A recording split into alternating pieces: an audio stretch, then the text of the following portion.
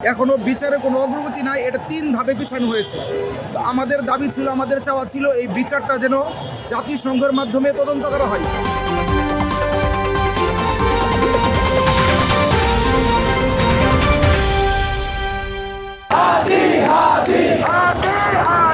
তুমি কে আমি কে তুমি কে আমি কে তুমি কে আমি কে তুমি কে আমি কে শহীদ ওসমান হাদি হত্যার বিচার এবং দোষীদের দৃষ্টান্তমূলক শাস্তির দাবিতে আজ শুক্রবার রাজপথে নেমেছে ইনকলাব মঞ্চ।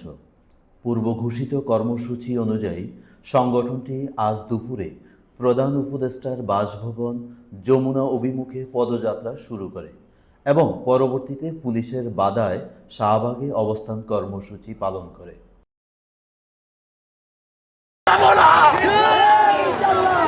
প্রথম থেকে একটু বলেন তো আজকে কার্যক্রমটা। আপনারা জানেন গত 12 তারিখে শহীদ শরীফ ওসমান হাদিকে গুলি করে হত্যা করা হয়েছে। তার বিচার ক্ষণে ক্ষণে গেতে গেতে আজকে হচ্ছে জানুয়ারি মাস শেষ হয়ে ফেব্রুয়ারি মাস চলতেছে, আজকে 6 তারিখ। এখনো বিচারে কোনো অগ্রগতি নাই, এটা ৩ ধাপে পিছানো হয়েছে। তো আমাদের দাবি ছিল, আমাদের চাওয়া ছিল এই বিচারটা যেন জাতিসংঘের মাধ্যমে তদন্ত করা হয়। গতকাল থেকে এখন পর্যন্ত ইনকিলাব মঞ্চের জাবের ভাই তাসলিম জুমা, ঠিক আছে, ওনারা অবস্থান নিয়েছিল, আমরা তাদের সমর্থন জানিয়ে আসছি। জুমার পরে আসার দেখি এখানে মুহুর্মুহুর গ্রেনেড ছোড়া হচ্ছে, হ্যাঁ, শত শত পুলিশ, হাজার হাজার পুলিশ যমুনার সামনে। তো মুহুর্মুহুর গুলি ছোড়া হচ্ছে, গ্রেনেড ছোড়া হচ্ছে। ওখানে শত শত ভাই, প্রায় শতাধিক ভাই আহত হয়েছে, ওনারা হসপিটালে চিকিৎসা নিতেছে। আমরা চাই হাদি হত্যার সুষ্ঠু একটা তদন্ত হোক, বিচার হোক, এটাই আমাদের দাবি। আমরা আমাদের ভাইয়ের বিচার চাইতে গিয়ে আমাদের ভাইরা আজকে শত শত ভাই আহত, গুলি চাওয়া হয়েছে। এই দেশে বিচার চাওয়া অন্যায়, তাহলে আমরা বুঝে নিব ইন্টারিম এর সাথে জড়িত। সে যদি এই হত্যার সাথে জড়িত না হয় তাহলে আমাদের বিচার করে না কেন? আমরা বিচার চাইতে গেলে আমাদের উপর হামলা করে শত শত হাজার হাজার পুলিশ দিয়ে এই দুপুরের পর থেকে ধাওয়া পাল্টা ধাওয়া চলছে। শত শত ভাই অসুস্থ হসপিটালে।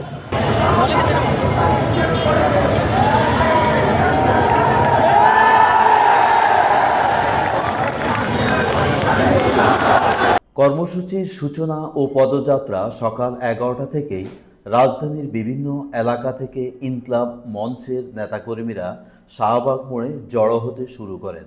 ব্যানার, ফেস্টুন এবং শহীদ ওসমান হাদির ছবি সম্বলিত প্লে কার্ড হাতে কয়েক হাজার ছাত্র জনতা বিক্ষোভে অংশ নেন। দুপুর 1টার দিকে বিক্ষোভ মিছিলটি শাহবাগ থেকে মৎস্য ভবন হয়ে যমুনা অভিমুখে যাত্রা শুরু করে। পুলিশের বাধা ও শাহবাগে অবস্থান পদযাত্রাটি মিন্টু রোড সংলগ্ন এলাকায় পৌঁছালে আইনশৃঙ্খলা রক্ষাকারী বাহিনী কাঁটাতারের বেষ্টনী দিয়ে ব্যারিকেড তৈরি করে। সেখানে পুলিশের সাথে আন্দোলনকারীদের সামান্য ধস্তাধস্তি হয়।